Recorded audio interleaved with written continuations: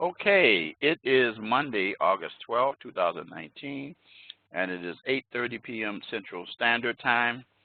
And if you're on the East Coast, it's 9:30. If you're just west of us, it might be 7:30 or 6:30. But anyway, it is time for week two of drugs and crime.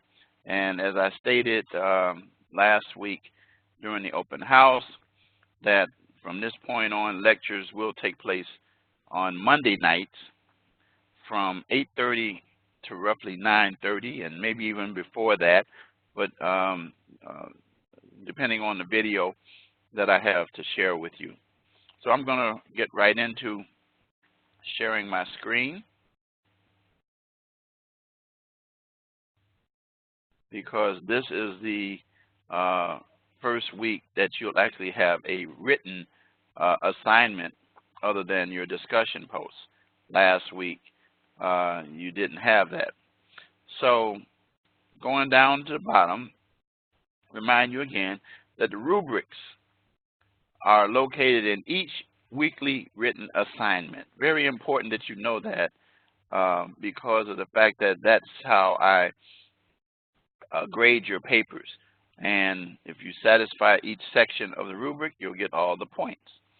And then the discussion post, there is a rubric that if you clicked on this, you'll see that rubric.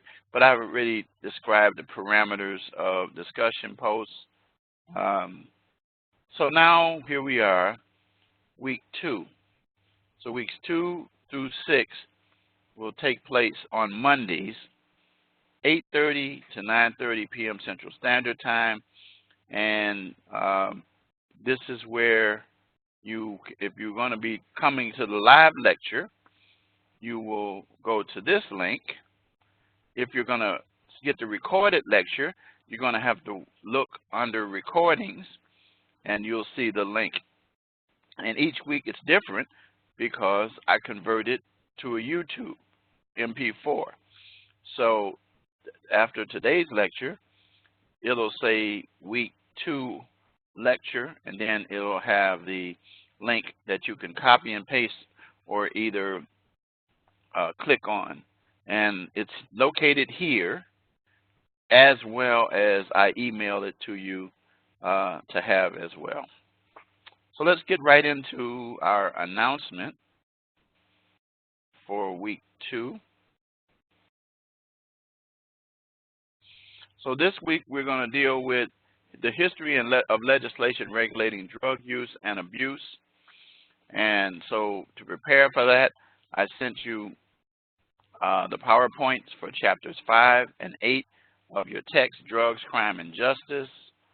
Remember, the PowerPoints are to help you to see the information of your reading. It's kind of like an outline of it.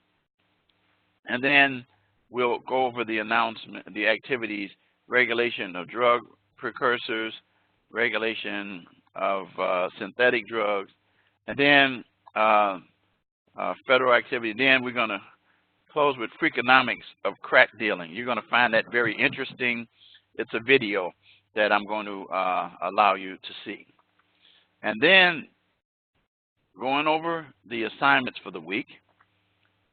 Discussion, mandatory drug sentencing for drug-related crimes, reminding you that your initial post is due tomorrow night, which is the 13th of August, by 11:59 p.m. Central Standard Time, and that your reply post will be due this Saturday by 11:59 p.m. Central Standard Time. And then your written assignment, the course project, the first part, which is what is heroin, and then there will be a time quiz.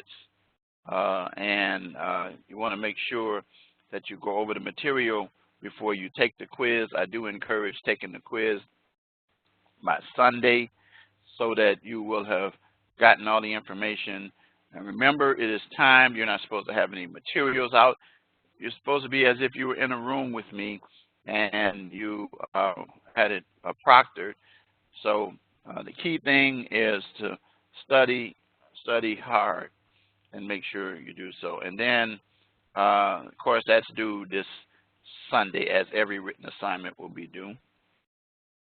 And then you know about my motto and that. So let's go to the course calendar, leaving plenty of time for you to be able to see the video.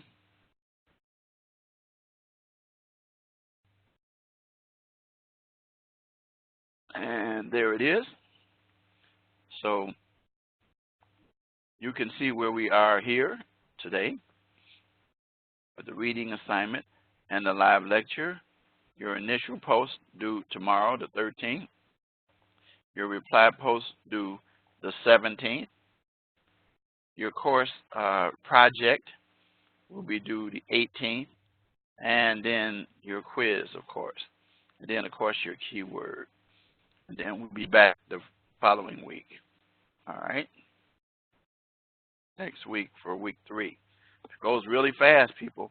After next week, be aware, we're halfway through the course, pretty much. All right? So now let's look at the assignments for week 2. So this is the first part of your course project. I kind of discussed this last week, and the topic is, what is heroin? And it tells you in the first step, you're going to do some research about the drug and the source, methods of use, and what effect the drug has on the body. And then there's a little bit of information here that you can read concerning heroin in itself. And then for this part, you're going to conduct research to learn more about the source and origin of heroin, including countries, effects on the body, addictive qualities of the drug, and other related information. You're going to write a paper that's a minimum of 3 pages. That means that it's double spaced, not single spaced, and that you will lose points if you do single space. I'm telling you that up front. And then the other thing is you should have a cover page appropriately formatted, as well as a separate reference page with the references. Now, it's going to tell you in a minute about the number of resources that you need. So you're going to, anyway, the minimum of 3 pages about these points here. At least 3. You can go with more credible resources.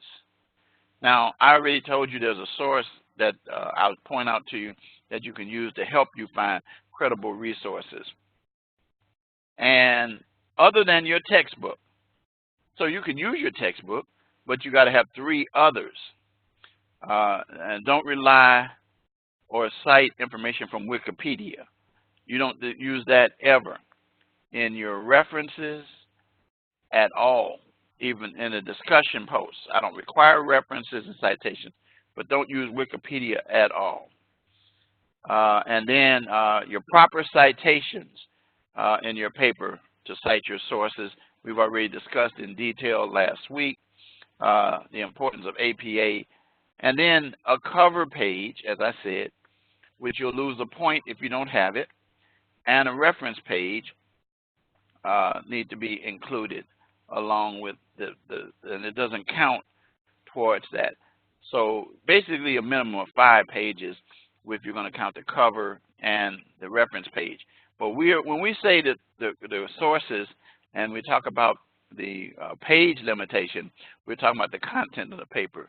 And then remember to click on Module 2 tab in the Drugs and Crime Course Guide, which you have here in this module.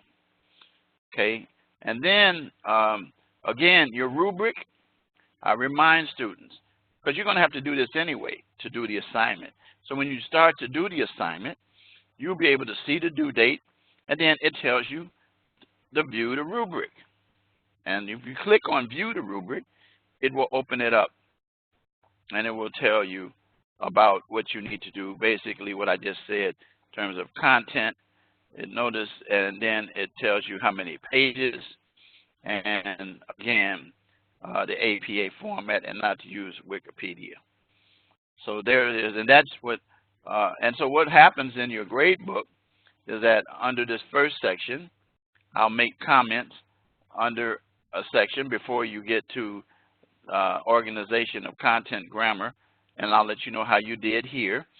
And if you don't see a comment about the loss of points, then that means you did well there, and I'll tell you if you lose points, why you lost points, and what you have to do to correct it, okay?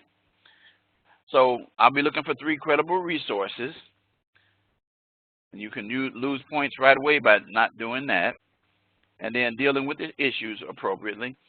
Paragraphs, your paper should be written in paragraph form, not one long paragraph, and then meets the 3-page minimum requirement, you will lose points for that. And then, of course, APA, if you don't have citations in the body and references at the end. And be sure that whenever you take a source of information, as you saw the academic integrity video, that you cite sources to support your statements in the paper. And your reference page should match up with your citations in the body as well. And that's the rubric. And then you come down here, and then the next thing is your quiz. This is a time quiz set for 30 minutes, and you'll have only one opportunity to complete this quiz, okay? So you'll get a 5-minute warning, and a 1-minute warning, and a 30-second warning. Once time expires, your exam will be automatically submitted for grading. I do not grade it. Matter of fact, I don't even read the questions because of the fact that the questions are set up by the course development people, but it is based upon the information in the module, which includes the reading. Then your live classroom word that I give you at the end will also be due on Sunday as well. So now let's go back to where we see, and there's the Drugs and Crime course guide that we were referring to earlier. You can use that with every assignment. It's there for you. Shame on you if you don't. And then the objectives. So it talks about regulation of drug precursors, regulation of synthetic drugs, and then these things here. So we're going to scroll down. So what's happening here is you should be aware, first of all, number one, it talks about marijuana, cocaine, and heroin are derived from plants, or methamphetamine, on the other hand, is cooked, combining chemicals, household products, things like paint thinner, acetone, ammonia, iodine crystal, red phosphate, drain cleaner, battery acid, lithium taken from the batteries, and then pseudoephedrine or ephedrine is usually found in cold medicine. These are all included in those drugs. And so the process is they put it together, cook it up, and the chemicals turn it into a rock or a powder. We call it crack cocaine that can be ingested through smoking, snorting, or ingesting. Now, you should be aware, as you already know, that marijuana is being legalized as we speak. There are many jurisdictions who have passed legislation to make marijuana legal in their states. Illinois is one of the most recent ones. One of the earlier ones was Colorado. And then there was one out east. I don't remember whether it was Massachusetts or Delaware, but California also has it, and so forth. And so the state is trying to control that, but also allowing people to become licensed to be able to distribute the marijuana. So let's get back, though, to talking about the things that unfortunate with these drugs, like marijuana even, as innocent, is that they lace it with other things. And like I said again, cocaine cooking the crack. I was the village attorney, police officer, prosecutor in a town that was called the crack cocaine capital of the south suburbs of Chicago. And there were many houses that were used for, we call them crack houses, because of the fact that these houses were where they cooked this stuff up. There were many explosions and fires that took place in the area because of the hazardous chemicals. You heard me talk about some of the things that are involved in there that are highly volatile as well. So in terms of them cooking up these drugs, it's dangerous, as it says, and it's toxic. And like I said, chemicals can create fires, and they, they can move fast. And oftentimes, what would happen is that meth labs, where people had in their houses, they would move, and so it would be hard to keep up with. But it says meth can be manufactured in crude laboratories and also have been found in vehicles, in the trunks of cars, abandoned buildings, and in roadside ditches. So to deal with the crisis of manufacturing this meth, there were laws that were passed.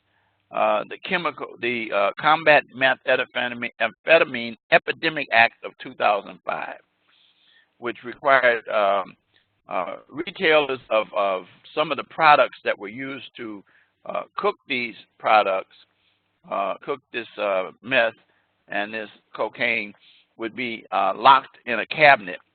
And then in an attempt to monitor it, if you were going to buy it, you had to show identification and sign a logbook, because it was quite clear that individuals who were frequently buying this stuff were actually cooking it up and were meth dealers. And so it's an attempt to deal with, stop the meth labs, but it has reached a point where it's still at an epidemic stage. It says Mexican drug trafficking organizations became the primary manufacturer distributors of methamphetamines to cities throughout the United States. And so what has happened is that it would already be made, and then it would be brought here. So even dealing with the houses of meth houses, it still was allowed to come through because of the fact that it was trafficked and already made when it came in here. So, and then there's just a little think about it thing. You can take your time dealing with laws in your jurisdiction, dealing with pseudoephedrine, ephedrine, phenylalanine, and the question if has this had an impact on the meth and related criminal activity, and my answer is no. So now the regulation of synthetic drugs.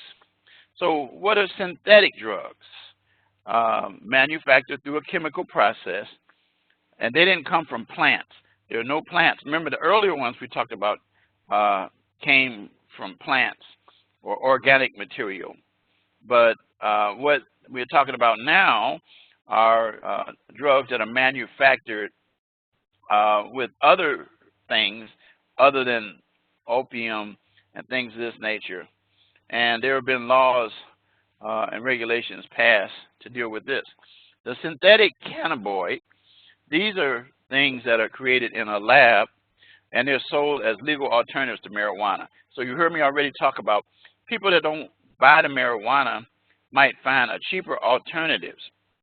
And they're made in these illegal labs, and they have various names, and they are very volatile, especially to the mind. And people freak out on these things such as K2 and spice, and you'll find it in a lot of stores.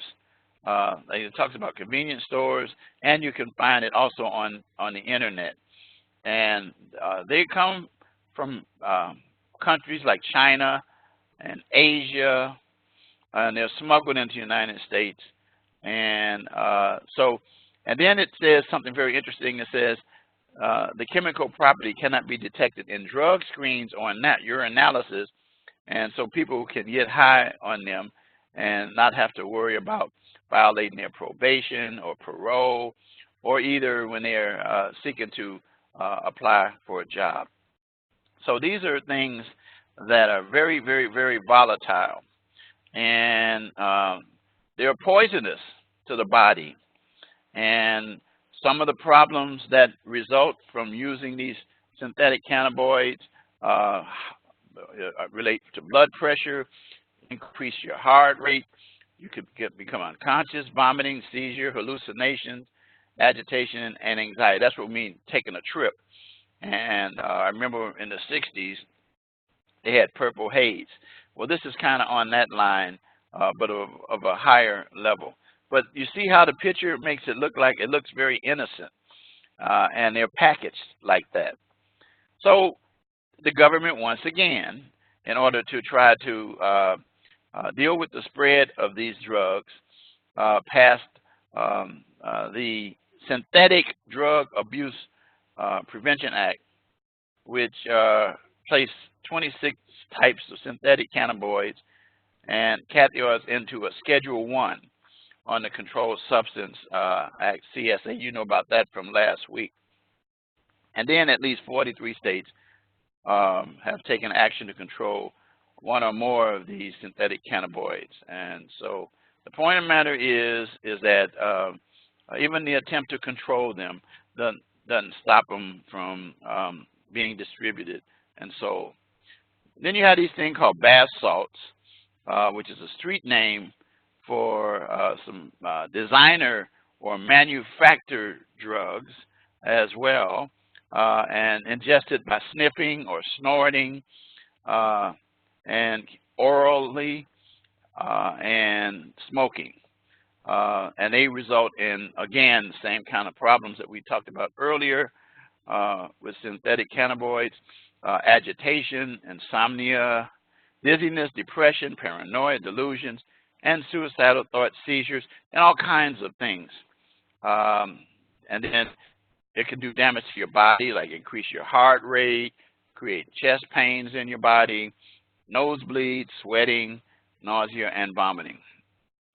And so in 2012, an incident that happened in Miami called the zombie attack, a naked man who was high on bath salts, he chewed the face of a homeless man in an 18-minute attack before he was shot. And then, so these are zombies because of the fact they're out of their mind. So then in 2011, the DEA, Drug Enforcement Agency, which is one of the law enforcement agencies that we'll be talking about later on in this course, published an order to deal with the 3 synthetic stimulants that are used for bath salts, and created problems or made it illegal for these items or these chemicals to be sold in the United States. And so again, the lawmakers once again attempt to deal with this issue, and the legislation continues on and on and on. I will tell you that you can take the time to go through this federal drug law activity, and then you can go through these questions, type your answer, and then next. These are things for you to practice on. But now, what I want to do is I want to take some time, and I want you to look at this video. The video is about 21 minutes long. I'm going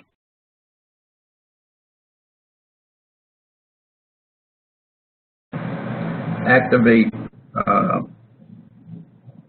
think this one has closed caption in it.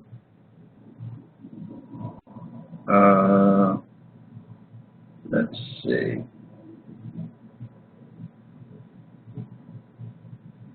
Yeah, subtitles are on. Okay, so pay close attention to this. You're going to learn something very interesting.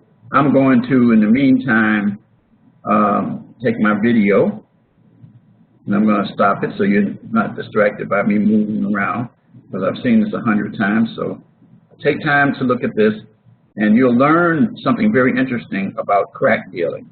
And I already told you about the situation in the town where I was.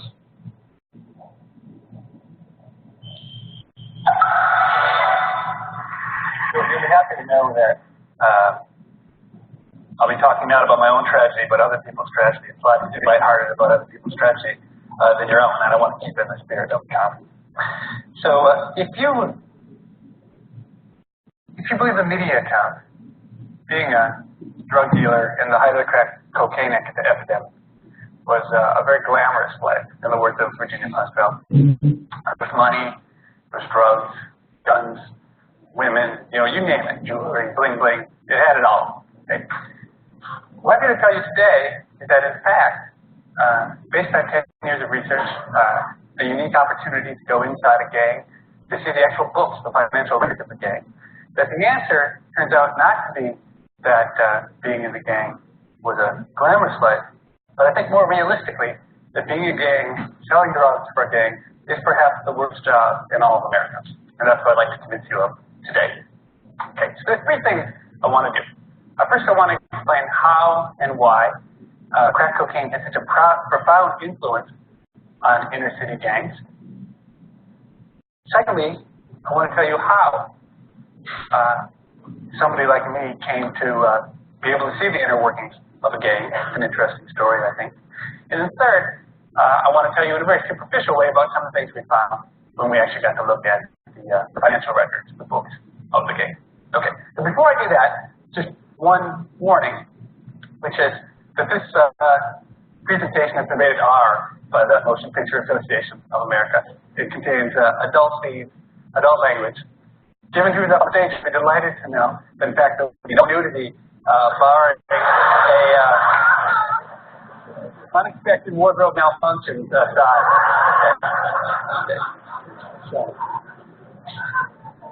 Okay, so let me start by talking about crack cocaine and how it transformed the gang.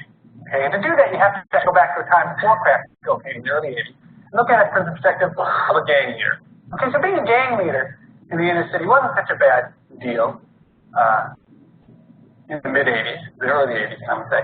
Now, you had a lot of power, and you had to beat people up, you got a lot of prestige, a lot of respect. But the thing is, there was no money in it. Okay? The gang had no way to make money. You couldn't charge dues to the people in the gang, because the people in the gang didn't have any money. You couldn't really make any money selling marijuana. Marijuana's too cheap, it turns out. There's just no market for being. You can't get rich selling marijuana. You couldn't sell cocaine. So cocaine's a great product, powder cocaine, but you got to know rich white people. And most of the inner city gang members didn't know any rich white people. They couldn't sell that market.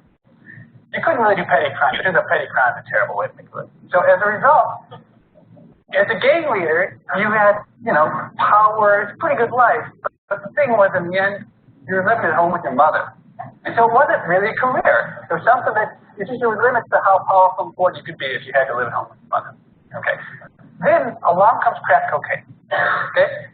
And in the works of Malcolm Gladwell, crack cocaine was the extra chunky version of tomato sauce for the okay? Because crack cocaine was an unbelievable innovation. I don't have time to talk about it today. But if you think about it, I would say that in the last 25 years, of every invention or innovation that's occurred in this country, the biggest one in terms of impact on the well-being of people who live in the inner city was crack cocaine. Okay, it's for the worse, not the better, for the worse. It had a huge impact on life. So what was it about crack cocaine? It was a brilliant way of getting the brain high. Okay, because you could smoke crack, and you can smoke crack cocaine. You can't smoke powder cocaine. And smoking is a much more efficient mechanism of delivering a high than is snorting it. And it turned out there was this audience that didn't know it wanted crack cocaine, but when it came, it really did. And it was a perfect drug. You could buy the cocaine that went in for $1, sell it for $5, highly addictive, the high was very short. So for 15 minutes, you get this great high. And then when you come down, all you want to do is get high again. They created a wonderful market, and for the people who were there running the gang, it was a great way, seemingly, to make a lot of money. Makes the people happy. Okay, so this is where we enter the picture. Not really me. I'm really a bit player and all, but my co-author, Sudhir Venkatesh, is the main character. Okay, so he was a math major in college who had a good heart and decided he wanted to get a sociology PhD. Came to the University of Chicago. So the 3 months before he came to Chicago, he had spent following the Grateful Dead. And in his own words, he looked like a freak. Okay, he's a South Asian, very dark-skinned South Asian, big man, and he had hair, in his words, down to his ass. Okay, defied all kinds of boundaries. Was he black or white? Was he man or woman? It was really a curious sight to be seen. So he showed up at the University of Chicago, and the famous Dr. William Julius Wilson was doing a book that involved surveying people all across Chicago. And he took one look at Sudhir, who was going to go do some surveys for him, and decided he knew exactly the place to send him, which was to one of the toughest, most notorious housing projects, not just in Chicago, but in the entire United States. So Sudhir, the suburban boy who never really been in the inner city, beautifully took his clipboard and walked down to this housing project, gets to the first building. First building, well, there's nobody there, but he hears some voices up in the stairwell. So he climbs up the stairwell, and he comes around the corner and finds a group of young African-American men playing dice. Okay. This is about 1990, peak of the crack epidemic. This is a very dangerous job, being in a gang. You don't like to be surprised. You don't like to be surprised by people coming around the corner. And the mantra was, shoot first, ask questions later. Okay. Now, Sudhir was lucky. He was such a freak, and that clipboard probably saved his life, because he figured no other rival gang member would be coming up to shoot at them with a clipboard. So his greeting was not particularly warm, but they did say, well, okay, let's hear your question on your survey. So I kid you not, the first question on the survey that he was sent to ask was, how do you feel about being born black? Makes you wonder about academics, okay? Well, so the choice of answers were very good. Good. Yeah, very good. What Sudhir found out is, in fact, that the real answer was the following. The survey was not, in the end, going to be what got Sudhir off the hook. He was held hostage overnight in the stairwell. There was a lot of gunfire. There were a lot of philosophical discussions he had with the gang members. By morning, the gang leader arrived, checked out Sudhir, decided he wasn't no threat, and they let him go home. So Sudhir went home, took a shower, took a nap. And you and I, probably faced with a situation, would think, well, I guess I'm going to write my dissertation on the Grateful Dead after following the last 3 months. Sudhir, on the other hand, got right back, walked down to the housing project, went up to the floor, the second floor, and said, hey guys, I had so much fun hanging out with you last night. I wonder if I could do it again tonight. And that was the beginning, what turned out to be a beautiful relationship that involved Sudhir living in the housing project on and off for 10 years, hanging out in crack houses, going to jail with the gang members, having the car window shot out of his car, having the police break into his apartment, steal his computer disk, you name it. But ultimately, the story has a happy ending for Sudhir, who became one of the most respected sociologists in the country. And especially for me, as I sat in my office with my Excel spreadsheet open, waiting for Sudhir to come and deliver to me the latest load of data that he would get from the gang. It's one of the most unequal co-authoring relationships ever, but I was glad to be the beneficiary. Okay, so what do we find? What do we find in the gang? Well, let me say one thing. So what we really got access to everybody in the gang. We got an inside look at the gang from the very bottom up to the very top. They trusted Sudhir in ways that really no academic has ever, or really anybody, any outsider has ever earned the trust of these gangs. To the point where they actually opened up what was most interesting for me is their books, their financial records that they got, and they made them available to us. We not only could study them, but we could ask them questions about what was in them. So if I have to kind of summarize very quickly in the short time I have what the sort of the bottom line of what I take away from the gang is that if I had to draw a parallel between the gang and any other organization, it would be that the gang is just like McDonald's, okay, in a lot of different respects, the restaurant McDonald's. Okay, so first, in one way, which isn't maybe the most interesting way, but it's a good way to start, is in the way it's organized, the hierarchy of gang, the way it looks. So here's what the org chart of a gang looks like. I don't know if any of you know very much about org charts, but if you were to kind of strip down and simplify McDonald's org chart, this is exactly what the org chart would look like. Now, it's amazing, but the top level of the gang, they actually call themselves the board of directors. Okay, and Shadir says it's not like these guys had a very sophisticated kind of view of like what happened in American corporate life, but they had seen movies like Wall Street, and they kind of had learned like a little bit about what it was like to be in the real world. Now, below the board of directors, you've got essentially what are regional VPs, people in control, say the south side of Chicago, or the west side of Chicago. Now, Shadir got to know very well the guy who had the unfortunate assignment of trying to take the Iowa franchise, which it turned out for this black gang was not one of the more brilliant financial endeavors that they undertook. Okay, but the thing that really makes the gang seem like McDonald's is its franchises. The guys who are running, the local gangs, the 4 square block by 4 square block areas, they're just like the guys in some sense who are running McDonald's. They are the entrepreneurs. They get the exclusive property rights to control the drug selling. They get the name of the gang behind them for merchandising and marketing. And they're the ones who basically make the profit or lose the profit depending on how good they are at running the business. Now, the group I really want you to think about, though, are the ones at the bottom, the foot soldiers. Okay, these are the teenagers typically who'd be standing out on the street corner selling the drugs. Extremely dangerous work. And important to note that almost all of the weight, all of the people in this organization are at the bottom. It's just like McDonald's. So in some sense, the foot soldiers are a lot like the people who are taking the order of McDonald's. And it's not just by chance they're like them. In fact, in these neighborhoods, they'd be the same people. So the same kids who were working in the gang were actually, at the very same time, they would typically be working part-time at a place like McDonald's. Okay, which already, I think, foreshadows the main result that I've talked about what a crappy job it was being in the gang. Because obviously, if being in the gang was such a wonderful, lucrative job, why in the world would these guys moonlight at McDonald's? Okay, so what do the wages look like? So you might be surprised, but based on the actual, being able to talk to them and to see their records, this is what it looks like in terms of the wages. The hourly wage the foot soldiers were earning was $3.50 an hour. It was below the minimum wage. Okay, and this is well documented. It's easy to see by the patterns of consumption they have. It really is not fiction, it's fact. There was very little money in the gang, especially at the bottom. Now, if you manage to rise up, say, and be that local leader, the guy who's equivalent to the McDonald's franchisee, you'd be making $100,000 a year. And that, in some ways, was the best job you could hope to get if you were growing up in one of these neighborhoods as a young black male. If you manage to rise to the very top, $200,000 or $400,000 a year is what you'd hope to make. Truly, you would be a great success story.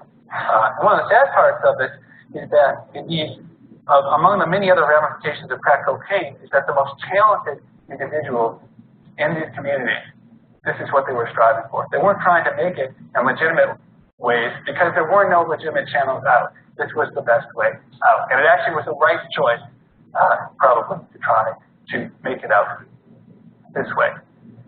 You look at this, the relationship with McDonald's breaks down here. The money looks about the same. Why is it such a bad job? Well, the reason it's such a bad job is that there's somebody shooting at you a lot of the time. Okay? So we're shooting at you. What are the death rates? Okay? We found in our gang, and admittedly, this was not really sort of a standard situation. This was a time of intense violence, of a lot of gang wars. This gang actually became quite successful, but there were costs. And so the death rate, not to mention the rate of being arrested, sent to prison, being wounded, the death rate in our sample was 7% per person per year. You're in the gang for 4 years, you expect to die with about a 25% likelihood. Okay? That is about as high as you can get. So this, for comparisons purposes, let's think about some other walk of life where you may expect might be extremely risky. Like let's say that you were a murderer and you were convicted of murder and you're sent to death row. Turns out the death rates on death row from all costs, including execution, 2% a year. Okay, so it's a lot safer being on death row than it is selling drugs out on the street. Okay, that makes you pause, gives you some pause. For those of you who believe that the death penalty is going to have an enormous deterrent effect on crime. Now, to give you a sense of just how bad the inner city was during crash, and I'm not really talking about, I'm not really focusing on the negatives, but really there's another story to tell you there. If you look at the death rates just of random young black males growing up in the inner city of the United States, the death rates during crash were about 1%. That's extremely high. This is violent death. It's unbelievable in some sense. Put it into perspective, if you compare this to the soldiers in Iraq, for instance, right now, fighting the war, 0.5%. So in some very literal way, the young black men who were growing up in this country were living in a war zone, very much in the sense of the way that the soldiers over in Iraq are fighting a war. Okay, so why in the world, you might ask, would anybody be willing to stand out on the street corner selling drugs for $3.50 an hour with a 25% chance of dying over the next 4 years? Why would they do that? Okay, and I think there are a couple answers. I think the first one is that they got fooled by history. It used to be the gang was a rite of passage, that the young people controlled the gang, that as you got older, you dropped out of the gang. So what happened was the people who happened to be in the right place at the right time, the people who happened to be leading the gang in the mid to late 80s became very, very wealthy. And so the logical thing to think was that, well, the next generation, so they're going to age out of the gang like everybody else has, and the next generation is going to take over and get the wealth. Okay? So there's pretty similarities, I think, to the internet boom. Right? The first set of people in Silicon Valley got very, very rich. And then all my friends said, maybe I should go do that too. And they were where it was very cheap for stock options that never came. Okay? In some sense, that's what happened exactly to the set of people we were looking at. Is that they were willing to start at the bottom, just like, say, a lawyer at a law firm, a first-year lawyer is willing to start at the bottom, work 80-hour weeks for not that much money, because they think they're going to make partner. But what happened was the rules changed, and they never got to make partner. Indeed, the same people who were running all of the major gangs in the late 1980s are still running the major gangs in Chicago today. They never passed on any of the wealth, so everybody got stuck at that $3.50 an hour job, and it turned out to be a disaster. The other thing the gang was very, very good at was marketing and trickery. And so, for instance, one thing the gang would do is, the gang leaders would have big entourage. They'd drive fancy cars, and they have fancy jewelry. So what Sedera eventually realized, as he hung out with them more, is that really, they didn't own those cars, they just leased them, because they couldn't afford to own the fancy cars. And they didn't really have gold jewelry, they had gold-plated jewelry. So it's back to the, the real versus the fake real. And really, they did all sorts of things to trick the young people into thinking what a great deal the gang was going to be. So, for instance, they would give a 14-year-old kid, they'd give him a whole, roll of bills to hold. That 14-year-old kid would say, oh, well, huge thing to spend. Hey, look at all the money I got in the gang. It wasn't his money until he spent it, and then essentially he was in debt to the gang or sort of an indentured servant for a while. Okay, so I have a couple minutes. Let me do one other thing I hadn't thought I'd have time to do, which is to talk about what we learn more generally about economics from the study of the game. Okay? So economists tend to talk in technical words. Often our theories fail quite miserably when we go to the data. But actually what's kind of interesting is that in this setting, it turned out that some of the economic theories that work not so well in the real economy work very well in the drug economy, in some sense because really it's unfettered capitalism. Here's an economic principle. This is one of the basic ideas in labor economics. It's called a compensating differential. It's the idea that basically you increment the wages that a worker requires to leave him indifferent between performing two tasks, one which is more important than the other. That's what you call a compensating differential. That's why we think garbage men might be paid more than people who work in parks. Okay? So in the words of the gang, one of the members of the gang, I think, makes this clear. So it turns out, I'm sort of getting ahead of myself, it turns out in the gang, when there's a war going on, that they actually pay the foot soldiers twice as much money. Okay, it's exactly this concept, because they're not willing to be at risk. So here's, in the words of the gang member, captures it quite nicely. He says, would you stand around here when all this shit, that means shooting, if all this shit's going on, No, right. So if I'm going to be asked to put my life on the line, then probably the cash, man. So essentially, I think the gang member says it much more articulately than does the economist about what's going on. Here's another one. So economists talk about game theory, that every two-person game has a Nash equilibrium. Here's the translation you get from a gang member. They're talking about the decision of why they don't go shoot. One thing that turns out to be a great business tactic in the game is to go and just shoot in the air, just shoot guns in the other gang territory. All the people are afraid to go by the guns there, they're going to come in your neighborhood. But here's what he says about why they don't do that. He says if we start shooting around there in the other gang's territory, nobody, and I mean you dig it, nobody going to step on the turf. But we got to be careful because they can shoot around here too, and then we all fuck. Okay? So that's exactly the same concept.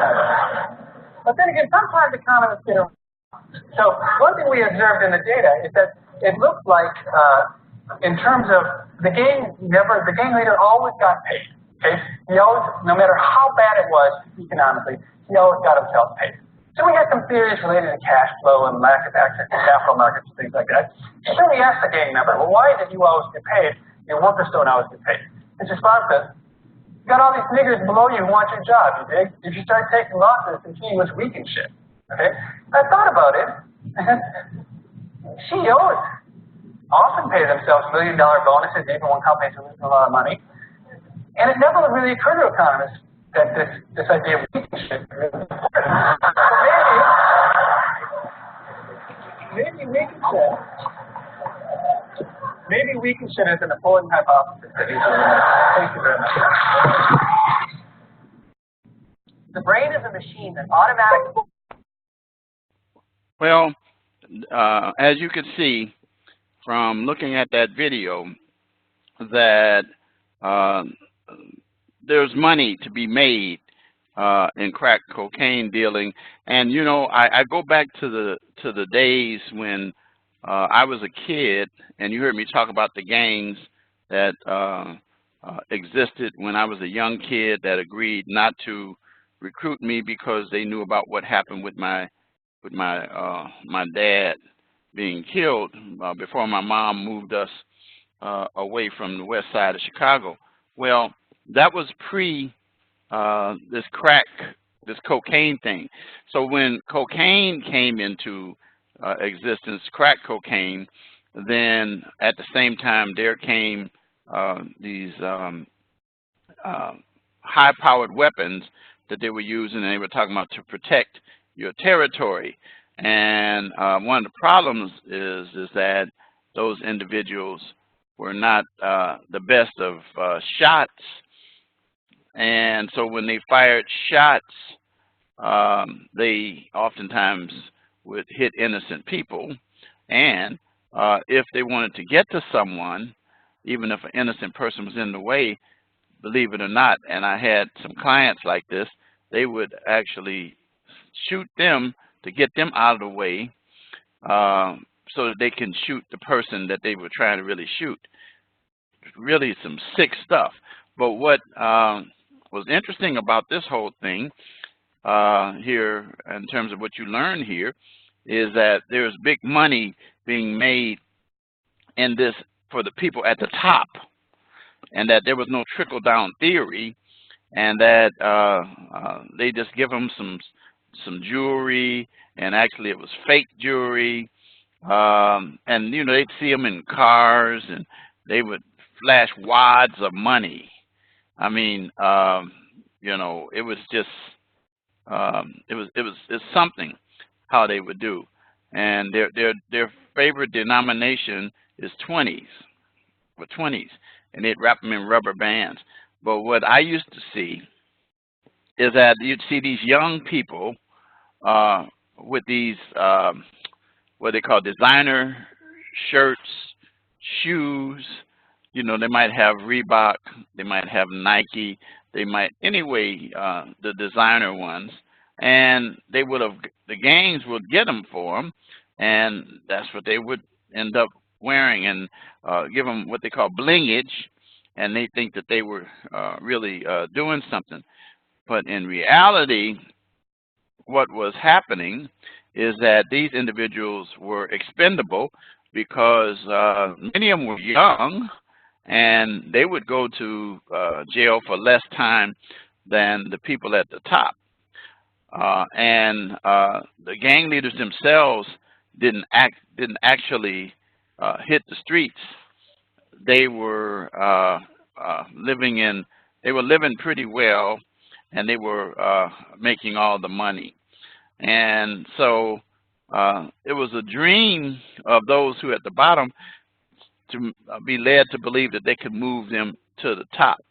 And as you discovered, those individuals who were at the top had minds like corporate executives, as you heard say at the end, that they would pay themselves bonuses. But the point of the matter is that it was pretty bad for the average a street person, and you know, so it's pretty messed up. So dealing with the issue of heroin and crack and all of these different drugs that we will be talking about during the next few weeks will be very interesting.